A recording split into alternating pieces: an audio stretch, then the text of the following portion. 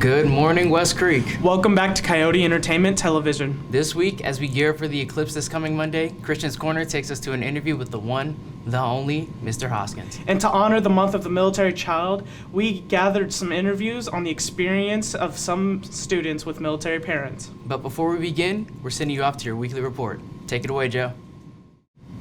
Thanks, Christian. Joe here with your weekly report.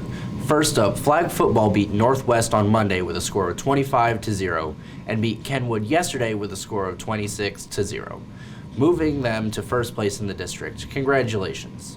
Next up, baseball played Monday against Henry County and lost 3-0.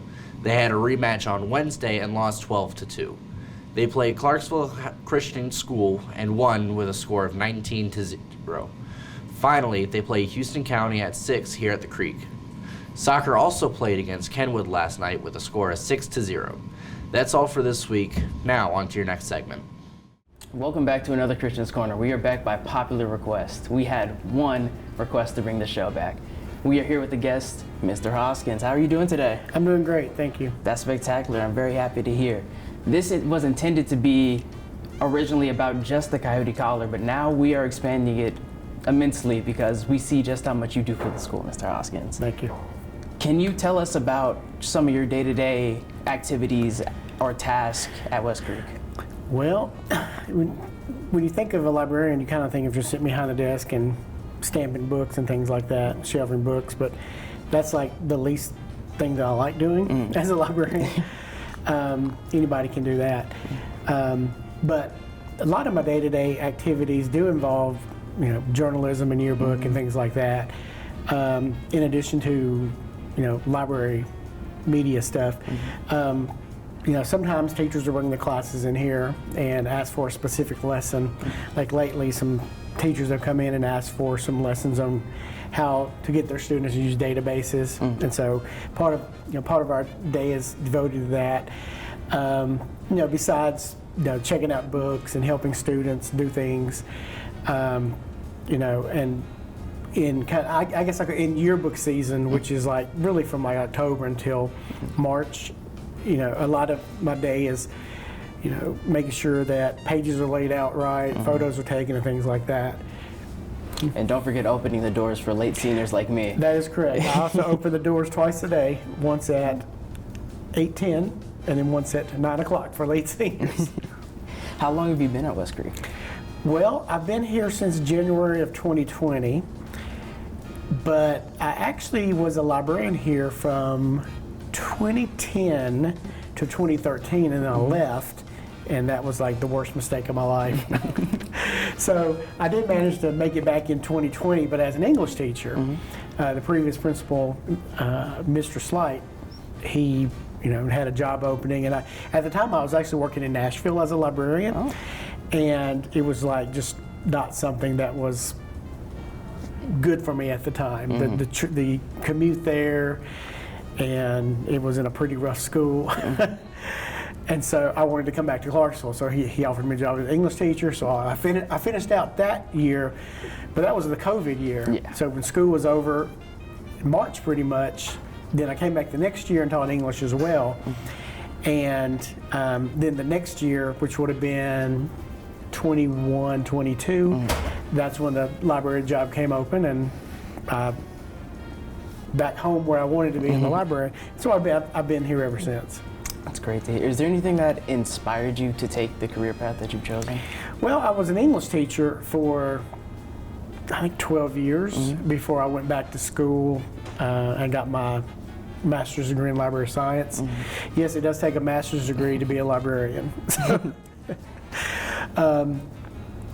And I've always loved books, and so it was like, okay, what can I do to still remain in the school and get to work with books and students still? And so that's kind of what inspired me to go back to school and become a librarian. That's great.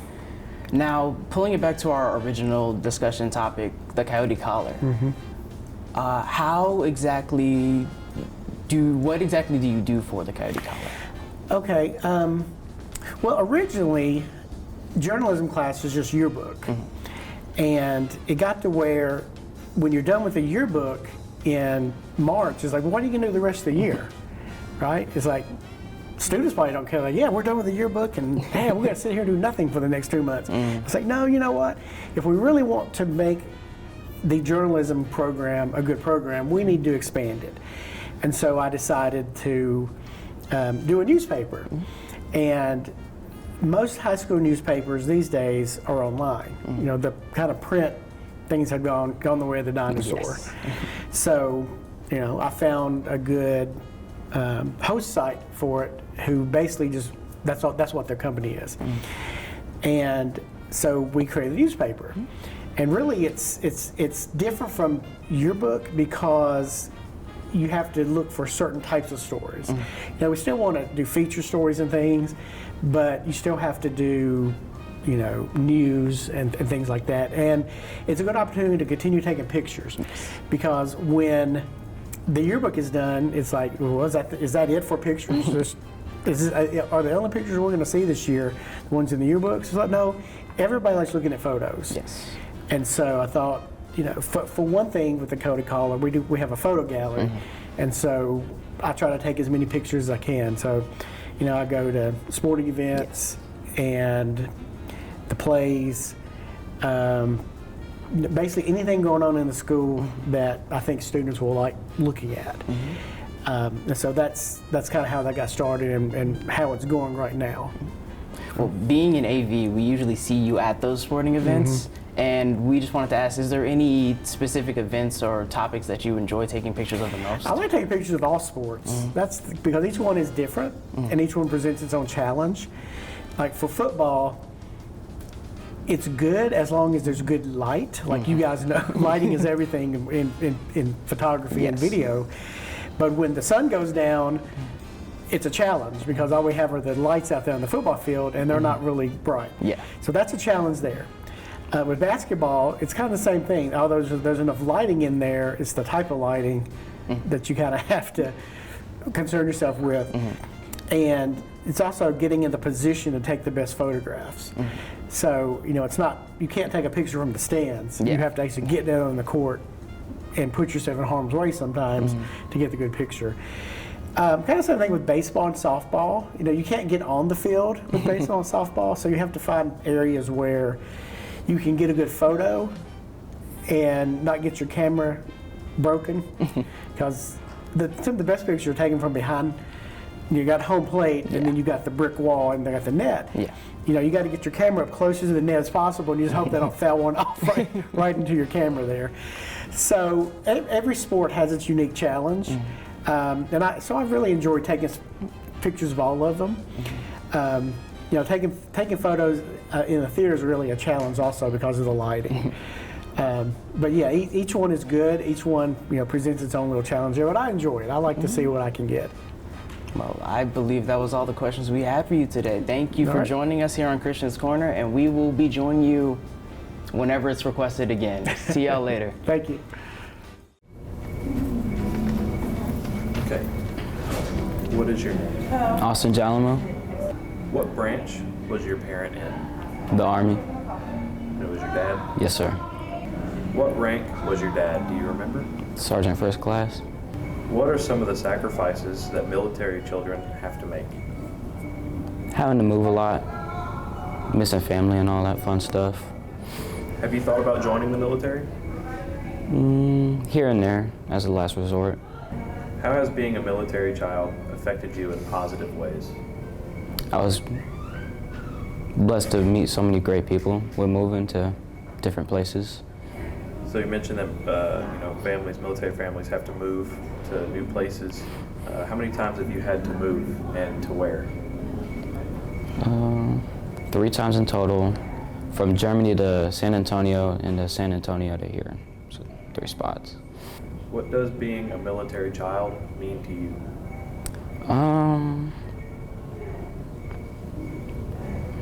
It's a hard question. Just means that I'm blessed to be a child of a former service member.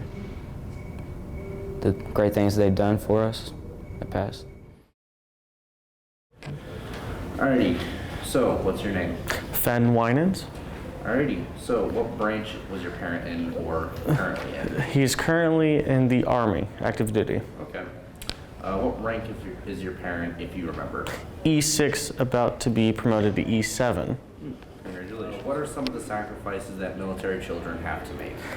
Being away from said parent or constantly moving and making new friends. Have you thought about joining the military? Yes. Okay.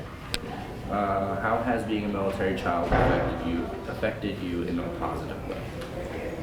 Seeing different places and being around different people and also seeing different cultures when moving, so. Okay. So, military families often have to move to new places. How many times did you and your family have to move and where? 7 to 12 times? How many of those places do you remember? 6. Okay. I do remember one of them being a foreign country, being Okinawa, Japan. Do you remember any others? Being Florida, Georgia, South Carolina, a little bit of North Carolina, Texas, here in Tennessee, and a little bit in Kentucky. Being a military child mean to you? That my father is doing what he can to put his part in protecting the country. Alrighty, thank you for your time. Alright, first up, who am I here with today? I'm Rachel Lutton. I'm the junior school counselor. Okay. What branch was your parent or parents in? So my dad was a CW5 in the Army, and he was 160th. What are some of the sacrifices that military children have to make? Well, and kind of seeing like, especially being here as a school counselor, like we're typically the first place where people have to come before they go into the new schools. So I see the kids that have to make the sacrifice of like coming in, getting PCS'd in the middle of the year, not knowing anybody, having to kind of like move around all these places and just like, okay, this is what we do. Did you ever think about joining the military? Absolutely not. Valid response. How has being a military child affected you in positive ways? I feel like I have a realistic perspective of the world, and you know, I have a true understanding of Memorial Day. It's not just a time where we get off, a true understanding of Veterans Day. Like, I feel like I really, you know, have a deeper understanding of what is happening because I've just been personally affected by it. Sorry, I touched the mic. Military families often have to move to new places. How many times did you and your family move, and to where? So my older brother is 3 years older than me. He was born here in Campbell. And then we got stationed at Fort Eustis because my dad was in Delta and he was working with the Navy SEALs. And so then I was born in Eustis in Virginia, and then we moved back here. But because he was 160th, I didn't move anywhere else. So I went to the same elementary, middle, and high school here in Clarksville. What does being a military child mean to you? Like I said, like it really, I feel like I have a understanding of what's going on. And is that the last question? Yeah. Okay. You know, it was really difficult whenever I went off to college in a non-military town, and I feel like people didn't really understand. It was difficult to like connect with people. Like, your dad is an accountant? Like, I don't understand. Like, your dad has a safe job? Yeah, I don't get it.